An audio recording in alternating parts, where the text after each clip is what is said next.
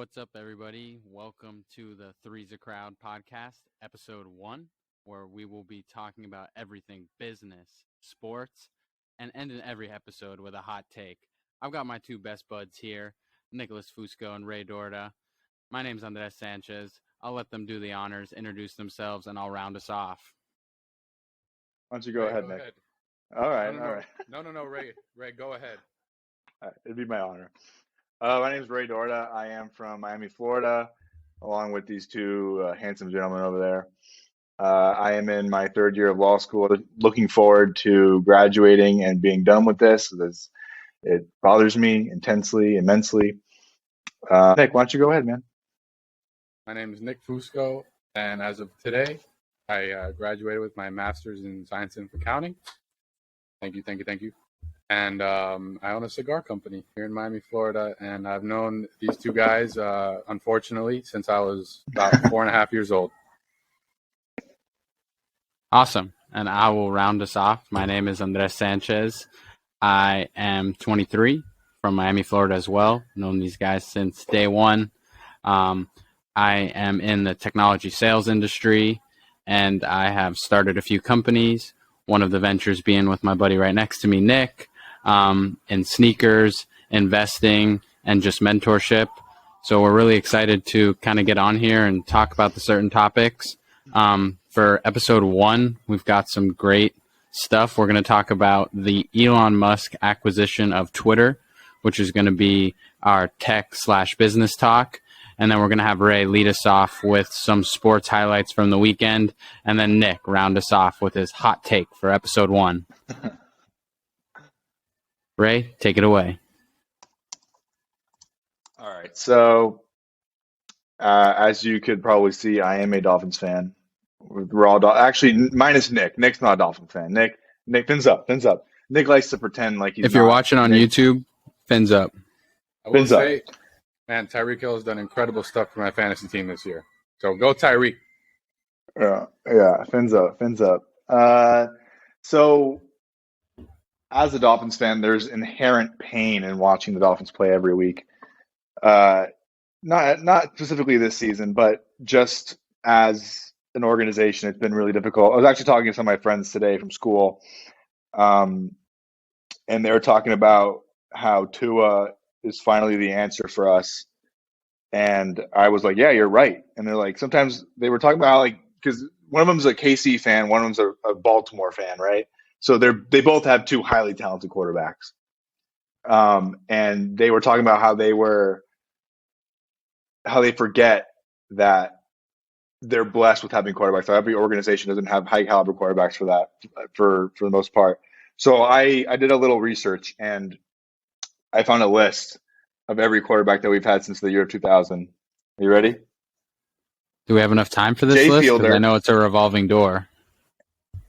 Jay Fielder, AJ Feely, Brian Greasy, Gus Frerotte, Dante Culpepper, over Drew Brees, Joey Harrington, Cleo Lemon, John Beck, Chad Pennington, Chad Henne, Matt Moore, Ryan Tannehill, Jay Cutler, Brock Osweiler, Ryan Fitzpatrick, Josh Rosen, Jacoby Brissett, and then we finally got to Tua.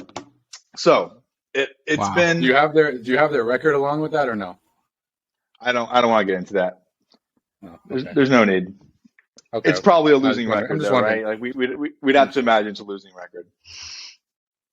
So this offseason, I was extremely optimistic in our acquisitions that we got offensively and defensively as well. Melvin Ingram on the edge, shedding the edge. Tyreek Hill, obviously stud receiver. Raheem Mostert, wildly talented running back. So I was really optimistic coming into this season rather. But there's an ever looming cloud of darkness in our division, the Buffalo Bills, where we just won't be able to get out of this division unless we play at a high level. And right now, while we are playing at a high level, we have lost to teams that we should have beat. Clearly, right? But not with our starting quarterback. We should have beat the Jets. We should have beat the Vikings. Yeah, but we were And crippled, to say the least, in those games. right, we were crippled, and that's fine. That's an excuse that we could use forever, right? But that doesn't mean that our defense needs to play terribly. Anywho, this past weekend, if you were paying attention, in that first half, it was almost as if we did not have a defense. Like there was no defensive presence. Jared Goff was throwing the ball down the field like Peyton Manning in his prime. It was absolutely absurd. I was shaking in my boots, man. Except for He Josh couldn't set Reynolds an getting edge no to catches. whatever. Who cares? They're not a benefit. Oh, I guess you care. That's my fantasy guy, bro. But we couldn't do anything. We were offensively, we were looking okay. There were a couple drives where we were in and out, a couple drives that should have ended in a touchdown, but defensively, we were really getting just stomped on. Like our secondary looked atrocious, and the coaching staff made a decision not to start, or not even not to start, not to play a defensive back that could have really helped us. And I don't really understand the reasoning behind that. They said that they wouldn't start him because he couldn't contribute on special teams. I don't think that's a valid reason not to start a defensive back in a game And where we who don't. did they not start? What's this guy's name? Nick just stumped you right there, D-fan. Big Dolphins fan. You got to know everybody. Eric Rowe. Eric Rowe. They decided not to start Eric Rowe in the secondary, which having a crippled secondary to begin with and not starting that man, I can't see the benefit behind it. But second half, we really picked it up. Tua was playing out of his mind. Offense looked extremely like a well-oiled machine. Defense started stepping up, started making some big plays. Lions couldn't push the ball in the second half. They didn't score in the second half. So, I'm satisfied with this, but you need to keep in mind it's the Lions, right? Like next week we got the Bears. The Bears have been. I've watched too many Bears games this season already for some reason. I've seen them play. They don't look too bad. They're so. I think the whole thing with Justin Fields is that he doesn't look like a confident quarterback. He doesn't seem like he has the state of mind in the pocket to go ahead and make a big play. He uses his legs in an insane amount. Like he'll tuck the ball and he'll run. And I think that'll be a problem for us because we seem to have an issue setting the edge. Even though we got some dogs out there, for some reason we can't set the edge very well. I'm hoping David Montgomery doesn't run all over us.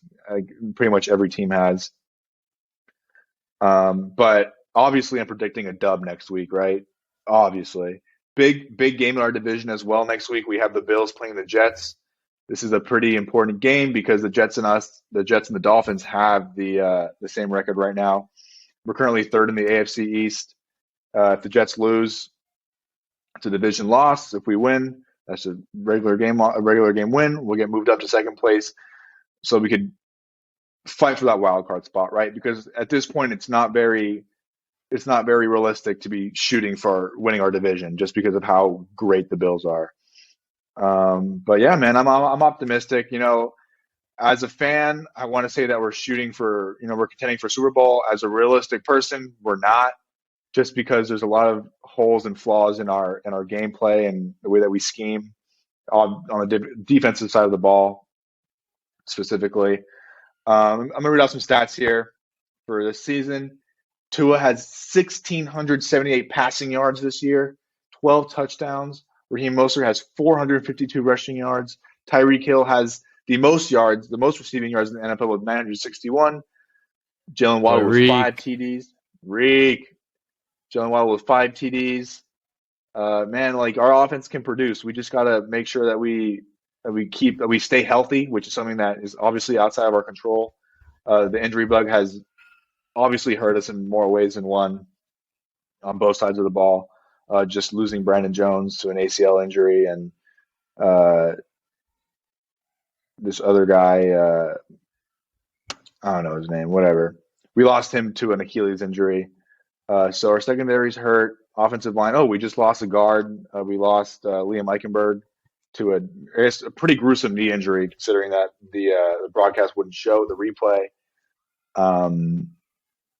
But I think that if our offense can produce and our defense can do a little bit of defending, that we have a chance against every team that we play. Next week we have the Bears, like I said. After that, if my computer would load, after that we've got, let's see, Bears, Browns. That should be a win. 2-5 Browns, not a good team. Jacoby Brissett, we know he's not very good. Texans, that should certainly be a win. Texans are terrible. Derrick Henry just rushed for 200-something yards on them this week. 49ers, Another that's one a of tough Nick's game. fantasy guys. 49ers is a tough game, man. 49ers is a tough game. I think if we produce on offense enough and we are able to contain Christian McCaffrey in one way, that we could maybe slide away with that game. Chargers, we know Justin Herbert sucks. We know that. We know Tua's him. Tua's him. We know it. We know it. Hot take Bills on the right 18th, that's a loss. That's a loss. Not a confidence. That's not a confident fan right there after we won. Well, we're playing in Buffalo. We historically play bad in Buffalo, and with this caliber team that the Bills have, I can't see us walking away with a win in Buffalo with the level that our defense is performing, considering all the injuries. I'm not confident, but it won't hurt our chances of making that playoff spot in the whatchamacallit. I will tell you, as someone who I can't consider myself at all a good Dolphins fan. That would be a lie. No, that would be a total lie. No, you were at a all. Patriots fan. No, you were a Tom Brady bandwagon. There's a difference. You can't call Nick a Tom Brady bandwagon. He was a fan since he was like 6 years old. I was a fan when I was little because my dad was always a fan. He was following in his father's footsteps. For you to call him a bandwagon is a stretch. He was the fan of the winningest quarterback of all time. A team that never lost in our youth. A team that eventually went to the Super Bowl. I knew that Tom Brady was a quarterback before I knew that eventually I was going to get hair on my ass. So you can't say anything about that. There it is. But as someone who does want to see the Dolphins do well, and I do, it's really awesome, I'd say, to watch Tua play, and then obviously biased because he's on my fantasy team, but to watch Tyreek play. Tyreek is like just beyond a great athlete, and then to see a lefty quarterback dominate the way Tua has this season, as a lefty myself, it's awesome to see. Nick's a lefty guy. Man. Lefty quarterbacks in the league are rare, man. I think Tua may be the only active lefty quarterback in the league, if I'm not mistaken. I mean, the only successful lefty quarterback was Steve Young and Michael Vick. Pretty good. Yeah, Tua's probably one of the only great lefty quarterbacks that didn't ever fight dogs. Another hot take there by Nick. That's it. That's a good take. That's a good take. I still remember the day that Michael Vick got convicted. It was 2007. I was in Washington D.C. with you on this. It was a confusing day for all of us. But yeah, I had bigger things to worry about that time. My mortgage. Nick had a mortgage at with the housing crisis underway. Nick had a mortgage at 8 years old. Seeing Tua bounce back from that disgusting concussion, it's really great to see that his confidence hasn't diminished. He still wants to go out there and run for first downs and do all the crazy stuff. He's a football player, man. If you see him, this is what he loves to do, and he's not going to stop doing it for anything. All right, to round us off. Anything else in the NFL? To round us off before we cut over to the next topic, one more sports thing to end it with. I just want everybody to know that in the NBA, which has recently started, the 76ers, the Brooklyn Nets, and the Los Angeles Lakers are combined 5-14 to start the season, with the Brooklyn Nets and the Lakers starting 1-5, getting their first win very recently. Pretty pitiful start to some of the biggest cap teams. Figured that'd be a nice thing to just end us and transition over. I want to quickly discuss the Lakers really quick, just because right, toss it in as there. You guys know, I am a LeBron bandwagon. I'll tell you right now, when he played for the Heat, I was the biggest LeBron fan. When he's playing for the Lakers, I'm the biggest LeBron fan. I think he is the greatest basketball player of our generation, without a doubt. I think he's one of the greatest athletes of all time, without a doubt. Right now, he's averaging 25.8 points a game, leading the team. And Russell Westbrook. Not that many players to lead on that team. Hey, man, 25.8 points per game at his age is impressive nonetheless. I don't care what you tell me. But Russell Westbrook, as you guys have seen on on social media, has been getting absolutely clowned for for just not playing well. He's not playing good basketball right now. He scored 18 points last night, but the past couple of games he has not been playing well. And there's this video that's been circulating on the internet of Russell Westbrook that I just want to show real quick. Dude, it made me laugh so much. There. Just throw it up there. Just because of who Russell Westbrook is and his demeanor and his attitude. I thought this was just hilarious.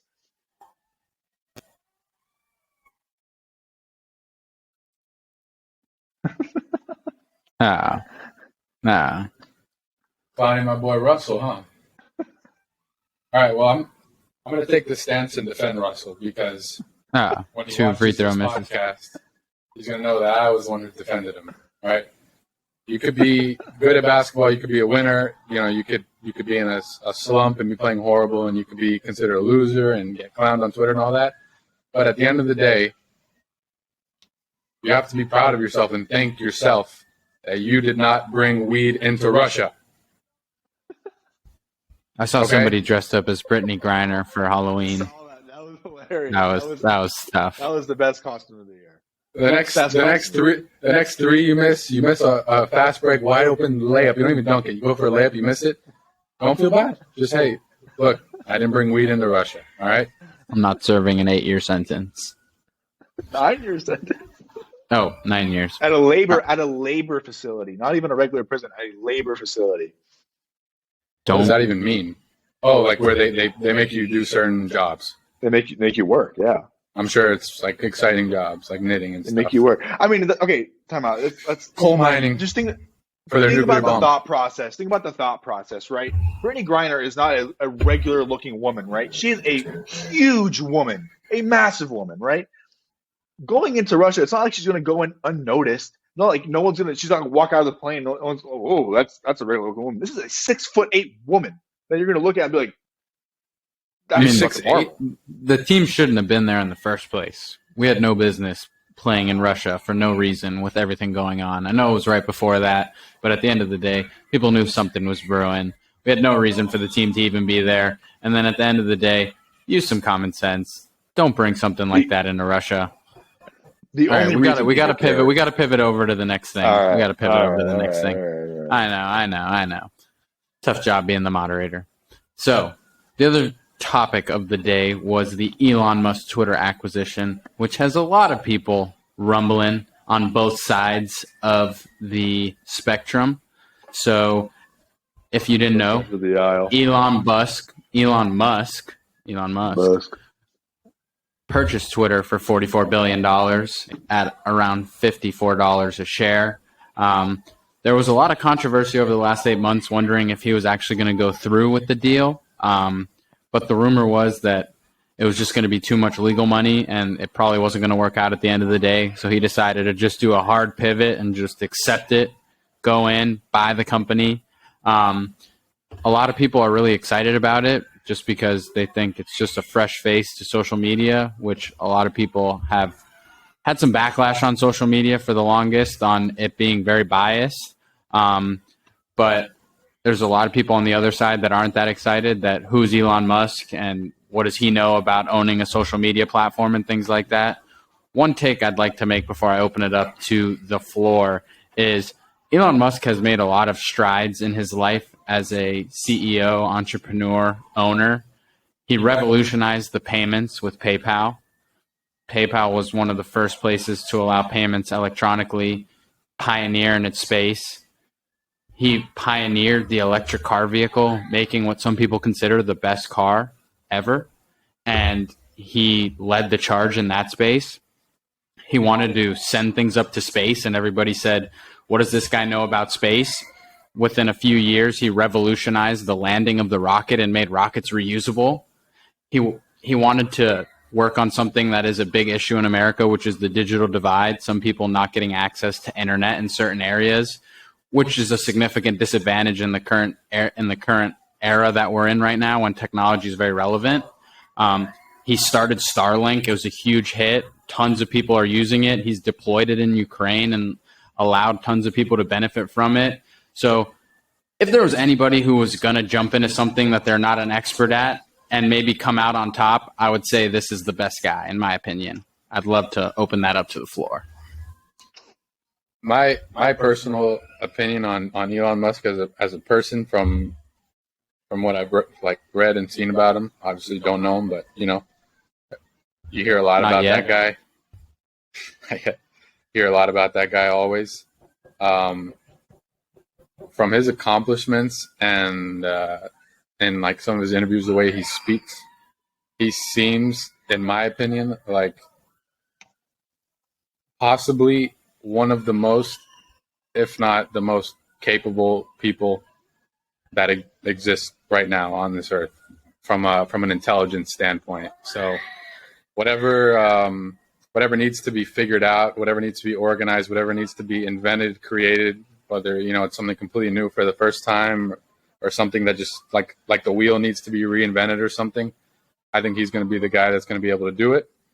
And the fact that all of his accomplishments have been so big, on such a huge scale, it allowed him to do things like buying Twitter, which cost just $44 billion.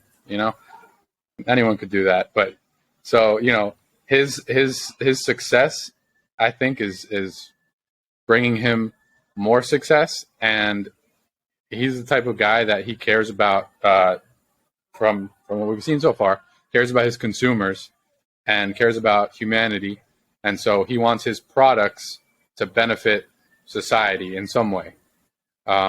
So I think that that's going to be the case with Twitter, is he's going to really upgrade the platform, and I think he's going to make it work to its full potential, because as we know and have seen, Twitter's kind of been like dying off because the platform was run poorly, and they never were able to achieve the amount of engagement that I think the platform could be achieving, because it is a very user-friendly platform, and it's so different from all the other platforms, because just for the simple fact that it's kind of like people's opinions, and it's more like news related, and people are it's kind of like a town square. I think the main difference between Twitter and something like Reddit is that there's an actual culture to Twitter. Like there's a subset, there's a sector of people that our age exclusively, or not exclusively, but particularly that use Twitter, and we all understand all these inside jokes, right? It's just like there's a culture behind it. The difference between that and Reddit, because on Reddit you do the same thing, right? On Reddit you could write whatever you want, pretty much. Like there are communities where you could write anything that you want, and like it's the same idea. Like if the whole idea is freedom of speech, then you could go to Reddit and do the same exact thing. Like, nothing stops you from doing that. It's the simplicity though, and the user ability on Twitter that separates that and Reddit, because a novice user is not just going to go on Reddit and quickly be diving through threads, posting. There's so many guidelines and moderation rules where you can be on Twitter and within 5 minutes be live, talking about what you want to talk, interacting with people you're interested in interacting in, and things like that. Right, but you need to find those people. You need to find those people, right? Like on Twitter, you need to find those followers. You need to find the people that you're going to follow. On Reddit, you join a community and you already know those people are going to agree with you, or at least give you advice on something, or they're going to, tell you that you're wrong because this is what you're looking for. You know what I mean? On Twitter, it requires a little bit more work. Yeah, but that's the difference. To Reddit. But that's the difference, is that I think the people that go to Reddit are people that are more interested in a certain topic and are maybe more inclined to want to learn about something and spend a little bit of time learning about something. So they go hot takes. They go to Reddit. Right. Twitter's more for the people that like that instant gratification, the people that and it's growing, the people that have a shorter attention span and want to just see something and scroll. That's probably why Twitter's more popular, other than the fact that I think, I'm not sure honestly, but I think it came before Reddit, or at least it popped off before Reddit, because most people didn't know what Reddit was until Wall Street Bets came along. That was kind of like I've had a Twitter since. All right, so Reddit was created in 2005. Twitter was created in 2006. So extremely close in time. those apps have kind of evolved together throughout the way. I've had Twitter since 2013, right? Just because that's what you did when you were 13 years old. You were 14 years old. You got Twitter and you started tweeting at people. You started adding people and saying crazy things, and you would start Twitter beef and Tool Tuesday and what was Tool Tuesday? What was the other one? So much crap. Um, Something I but will, yeah. Keep going. no, go ahead. Yeah, something like that I will say that about Twitter, as somebody who used Twitter a lot back in the day, kind of got off the platform because I just saw no purpose in it. It became very boring for just the social media consumer, I would say. And now somebody like myself who's starting to use Twitter a lot more, and this was completely prior to the Elon deal, I'm using it more from a news perspective because if you're somebody that's on the go and you do follow the right pages, I think you can get pretty accurate financial news and takes and things like that, which I think with without a doubt, people get legitimate news from Twitter. Like without a doubt, if you ask people our age, like they'll tell you that the main source of where they get their news, things that they would have otherwise never known, is from Twitter. Like that's 100% factual. yeah, and I just think that it makes it an easy to digest platform. Like you can kind of curate the content you want to see because I would say algorithm wise, they don't shove that much crap down your throat when it comes to ads. And I think that the bot problem, as relevant as it isn't that relevant to the regular consumer. I think it's more to bigger pages. But there is, I mean, on everything, there's bot people on Instagram, bot people on Twitter, bot people on TikTok. So like that's kind of just an overall industry thing that needs to be addressed. But from like a Twitter standpoint, I feel like news-wise, there's no other rival to it other than being somebody well-versed on Reddit and being in all those communities. But I think that requires a little more effort on the consumer's part, where like Twitter is, like I said, very easy to digest. Like you can just easily scroll through and see things from the New York Times, see things from Bloomberg, see things from Yahoo Finance and stuff like that. And I think the simple way to put it is that Twitter is the most compatible digital version of what newspapers were. Like you just get your news like I feel like a lot of simply there in that way, and I feel like a lot of journalists, like what you're saying, have switched over to like Twitter threads and things like that instead of. I mean, journalists will go and give you a synopsis and the whatever 135 character count ability that you have on Twitter, and then just link their article, right? So it reaches a whole host of people that otherwise it wouldn't reach, that aren't subscribed to the newspaper. And people can quickly read the headline and understand what exactly it's talking about. And a lot of people will just formulate their opinions off that headline, which isn't fair if they're not reading the entire article. But it is a way of getting news out for sure, which, like I said before. I'm saying I think it'll be interesting to see because obviously, like anything that has a lot of headwind in the news, people are jumping to conclusions all over the place. It's kind of hard to know what's true and what's not about Twitter details and what's going on since Elon took over and how things are going, because at the end of the day, I don't think for the social media hierarchy, like the C-suite level people in social media, they're that excited about someone like Elon Musk coming into the space, because I would say it's relatively gatekept to a high level where it's a small community of high up people, and the social media apps follow suit. Like they're not in different parties. They all work together. And you see that in some of the ways that they did their content moderation. And one app does something and it's kind of like a domino effect going forward when it comes to removing somebody and things like that, which I think is going to be a really relevant issue going forward, because that seems to be what everybody talks about when it comes to Elon buying Twitter, is that he's just going to let everybody on the app. And I don't think that's exactly what's going to happen. I think there's obviously going to be some type of order. But I will say, before you guys can kind of talk on that, because I know that's kind of the touchiest part, is I'm not somebody who believes there should be lifetime bans. I do believe there needs to be some level of moderation because, again, if you do have a massive following, you shouldn't be able to really spout whatever you want. And if you do, you should be punished for it. But I don't think anybody deserves to be completely silenced or pushed off a platform. in that way. I think there's ways around it, whether that's somebody who's on a bad strike with the app having to have their tweets checked off by the program, by the company or whatever, or being banned for a period of time. I don't think it should be like a complete free-for-all, but I don't think that anybody has the right to completely put somebody off something for talking what they believe in or what they want to, the point that they want to get across. That's just where I kind of stand with it. I think there needs to be some rules, but I don't think it should be a be-all, end-all type of situation where you rub somebody the wrong way and it's like, you're gone, which is kind of the way, the narrative that's kind of been directed through this whole process. I mean, all right, so we got into this over text before filming, and I think that it's important to recognize, number one, that the big argument, right, is freedom of speech and the ability to speak freely. And for the general point, although you guys know this already because I told you already through text, freedom of speech does not apply to private companies, right? It only applies to some kind of governmental action. So the government can't limit your speech, but private companies are able to limit whatever they want, right? Like a private company can go and kick you out of the restaurant for no reason, right? Because that's how they do it. Like, it's a private company, it's a private entity. They're allowed to do whatever they want. It's the same idea with freedom of speech, right?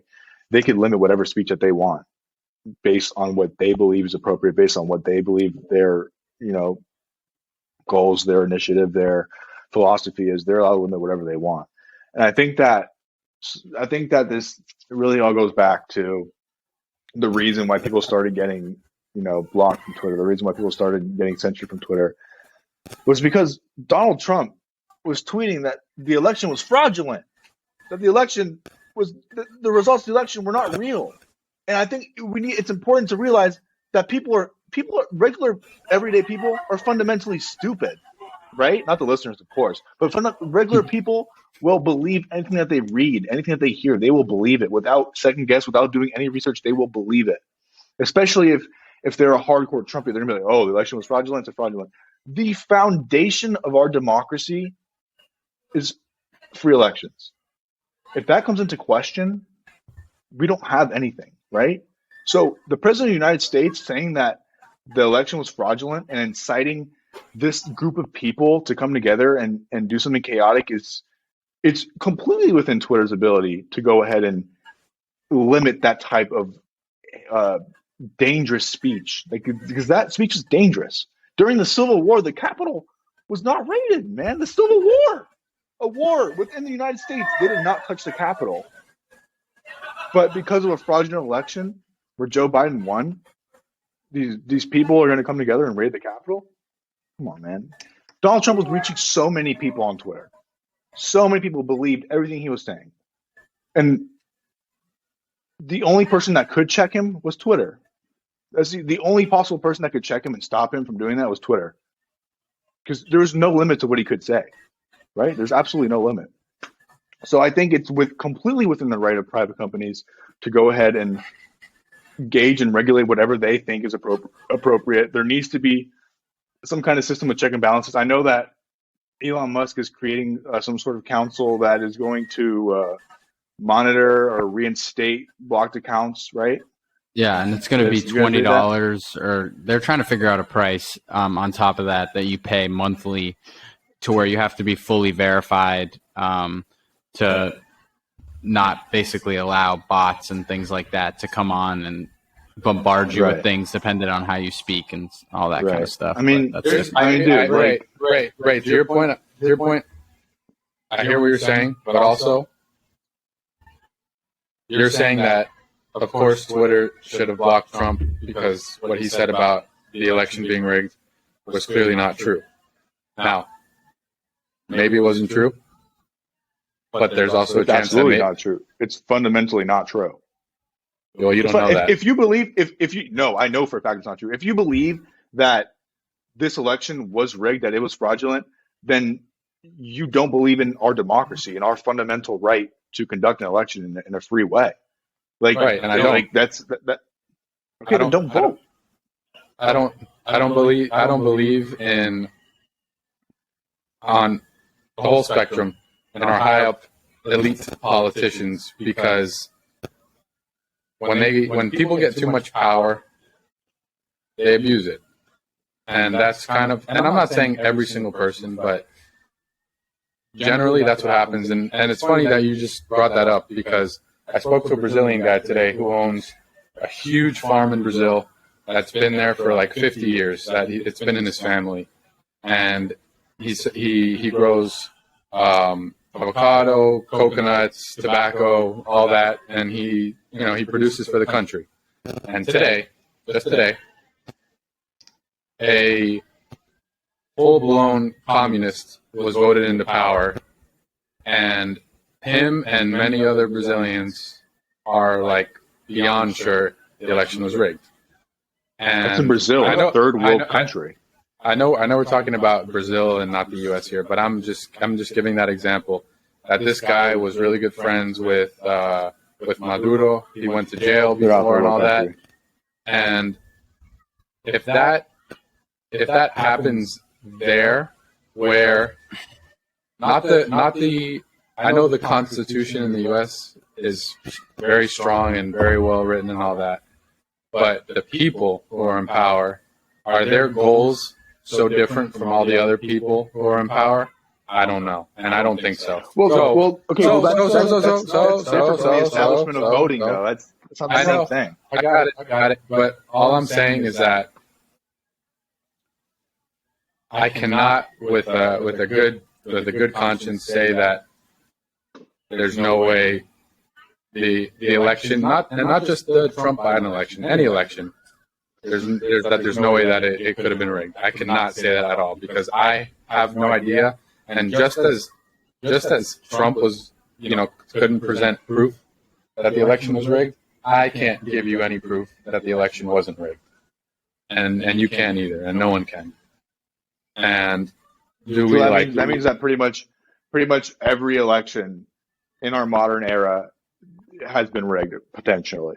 Potentially, yeah. If you support that, if you support that narrative, there's nothing that our democracy stands on. You realize that, like, our whole democracy stands on the ability for people to go to the polls and voice their opinions, to elect the people into office that they believe represents their wishes the best, right?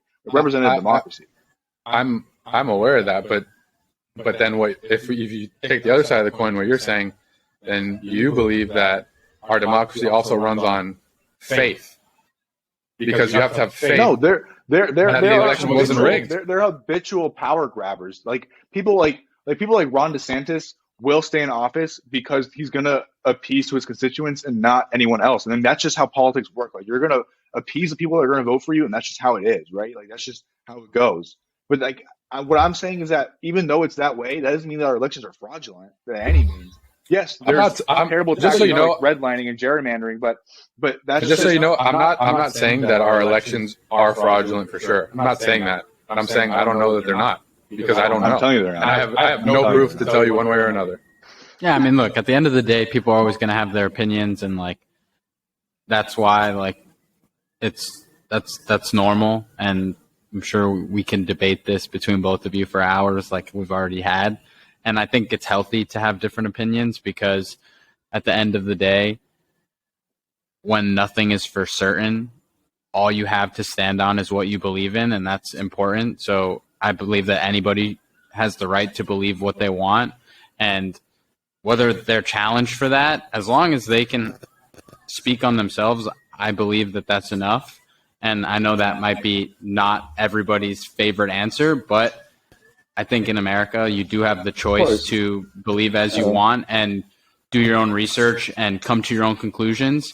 And I don't want us to go too deep on that one, because I know we're kind of coming. The point is, everyone's entitled to their own opinion, but there are certain narratives that if they're produced and reproduced and pushed, it's harmful to long-standing establishments like the democracy of the United States. So that's why when Trump says things like that, it is harmful to the productivity, the ability for people to get to polls, the want for people to go and vote. It's harmful when he pushes things like that. It's harmful to everything that we stand for as a country. That's all I'm saying. And Twitter has absolutely every right to block speech like that.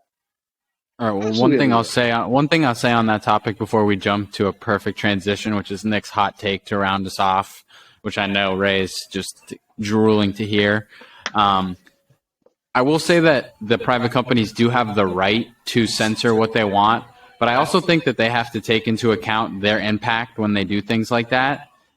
And decisions, in my opinion, were made quite hastily once the narrative became so directed on social media's platform that the social media platform was such a big part of that issue. So all I would say is that yes, I don't think that it should just be an absolute free for all at the end of the day, because things do hurt people, and there's a certain way you should act in public, whether that's socially in public or in person in public. So it's going to be interesting to see kind of how Elon Musk. Last thing really quick. I think I have a solution. When Elon watches this podcast, another one who's going to watch our podcast, he can do this. So I think that all type of speech should be allowed, like speech and opinion should be allowed on social media, except for things that are hateful, things that are threatening, things that are clearly and to I guess most people's knowledge untrue, and then things that support like terrorism or something like that, So general opinions that are not threatening and all that should be allowed. But I think what would be cool if Elon added is like a type of tweet where it labels that it's an opinion. Like, this is an opinion, and you state your opinion, and then something pops up, whatever, and it says like present proof or something like that. Because that's kind of like the ultimate way of fact checking someone. And then also, if that's an automatic thing that pops up where you have to present proof to back up what you're saying, I think it would scare off a lot of people from talking shit. And I think that could be something cool. You have to realize that there's a difference between you and I tweeting an opinion, right? And the president of the United States tweeting an opinion, or the CEO of Target tweeting an opinion. Like, it's just the reach that they have is as unlike any reach that we could possibly have. The attention that they grab from that is unlike any attention that we could possibly ever get. Yeah, that's true. That's true. That's true. But you may feel different, but I think that there's a chance that Trump believed what he tweeted. Maybe it wasn't just to like, oh, I lost. Maybe it was he believed what he tweeted, and since he had way more power than you and I have combined times a million, maybe he knows some things that we don't, and maybe that's why he tweeted it. But we don't know that, and that's the thing. Why is there no evidence of it? Like, why is there absolutely no evidence of it? How would he know? All right, we could go down the Trump train for a long time. We're 46 minutes in right now, having a great time. So next episode we can dive a little deeper into certain things like that, depending on the feedback we get. But let's round this thing off here with 5-minute hot take from Nick. Nick's going to give us, just since it's the first episode and you don't know, every episode, one of us is going to be tasked with dropping a hot take, and the other two people get about 3 minutes to try and come back at Nick, and he gets to defend his case. And I know you guys are going to love the first hot take. Nick, take it away. Oh, you guys are really going to love this? This one makes me want to vomit. This hot take makes me want to throw up, actually. Oh, yeah. No, you guys are going to love this one, because these guys think they know what I'm about to say, but they don't. Oh. All right. This one has indirectly has to do with... This one indirectly has to do with Elon Musk, okay? It's considered a conspiracy theory. Half of the conspiracy theory is real, 100%, and half is the conspiracy theory, okay? How can half of it be real? It's a conspiracy theory. Hey, let the man speak. You'll hear it. I'm about to read it right here. So, there is a volcano under Yellowstone National Park. Okay, this volcano last erupted 630,000 years ago, and we discussed this in my I don't know why, but in my accounting class last semester. So this volcano erupts every 600 to 700,000 years, and it typically has wiped out over 96% of the population. Okay, pretty much of the world or North America? Of the world. Of the world. Okay. So pretty much what survived was the stuff that lived very deep in the water and could handle really hot temperatures. So every 600, 700,000 years it erupts. It's been 630,000 years since it erupted. And this conspiracy theory, okay, so that part is real. That part is real. The conspiracy theory is that people believe that the government knows at least a ballpark of when it's going to erupt. And this is me tying this in. All of a sudden, out of nowhere, we really want to get to space. We really want to get to space. So, do you guys think that the government really knows? And do you think that us trying to get to space is just a coincidence because, oh, space is cool? Or because, oh, shit, we need to get out of here? I would like to lead off because Nick and I have talked about this subject before, and I've looked into it as well. The volcano is 100% real. It is a thing. The time frame he spoke about is extremely accurate. I have not spoken to him about the hot take portion of the topic, which was the government knowing. But I will say, when Nick and I originally spoke on this topic, my first reaction was, dude, why are we so addicted to going to space all of a sudden? I feel like this is weird timing. Whether it has anything to do with it, which at the end of the day, I really don't think it has to do with it, because I feel like something this drastic, we have too many smart people in the world for this information not to get out if somebody did know something we didn't. But ties into the cancellation and the silencing of people who have a different opinion than what everybody has. But I would say hot take, I don't think that it's going to erupt soon. I mean, I hope that it's not going to erupt soon, and that's not why we're going to space. But I do think that it is very convenient that 630,000 years later, we're trying to do some serious space exploration when this thing is due to blow us to smithereens. If you think that the science is pretty accurate on the years, because they're able to like date back, historically and all that. So if you think that 600, 700,000 years is like accurate, which is what is claimed to be accurate, then it's either 30,000 years late and it's ready to go, or we got up to 70,000 years for it to go. Okay? I hope it's 70,000. I just wrote down 3 points here that to me just make a lot of sense, right? Let's hear it. Number one, other countries would know. Other countries would know. We're allies with a lot of important countries, a lot of populated countries. Other countries would know. And it's public info to know about the volcano and things like that. But if they knew, they would be as. Wouldn't they be pursuing space programs as well, though? They're just going to rely on the United States to go and figure it out. I mean, they might not have the resources to get. They might not have the resources to do what we're doing, or the technology. They're not. So what, they just have the people get decimated if this thing goes No, off? capitalism. We're going to be selling those rides up to space. U.S. number one. No. They're going to be paying us the big bucks, and we're going to be shooting them up. The whole world knows about all of the most deadly volcanoes on Earth, and there are several. What I'm saying is that other countries would know of the same timeline that the government knows of, right? Like they would have an idea of when this thing would re-erupt, right? Like other countries would know. They would be pursuing other means. They wouldn't just be relying on the U.S. They would be pursuing other ways. That's number one. Number two, funding for SpaceX would go way up. Like way up, because we're not pursuing, like NASA isn't pursuing space like manned space flight anymore, right? It's like we're basically relying on SpaceX for everything. So the U.S. No, there's Blue Origin. Blue Origin with Amazon is doing it as well. Virgin Galactic is also doing it with Richard Branson. But we're relying on SpaceX. Like we're funding. Like right now, we're funding SpaceX for our military contracts, like for our government contracts. Okay, right. Yes. So if which they won the bids to. No, we're not.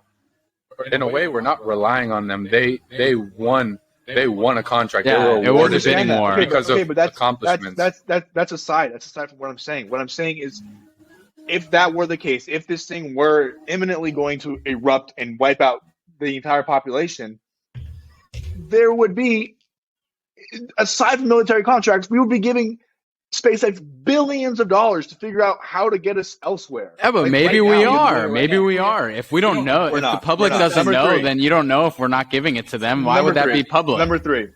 Number three, we're not. Number three, we wouldn't be spending so much money on satellites that are going light years away, taking pictures of Saturn and taking pictures of God knows what thing, and uninhabitable planets that wouldn't even make a difference whether or not this thing did erupt, right? We wouldn't be spending billions of dollars on that, and we wouldn't be testing things like asteroid defense. It'd be rendered moot. There's no reason to block an asteroid from coming if this thing's going to erupt in 7 years, man. There's no point.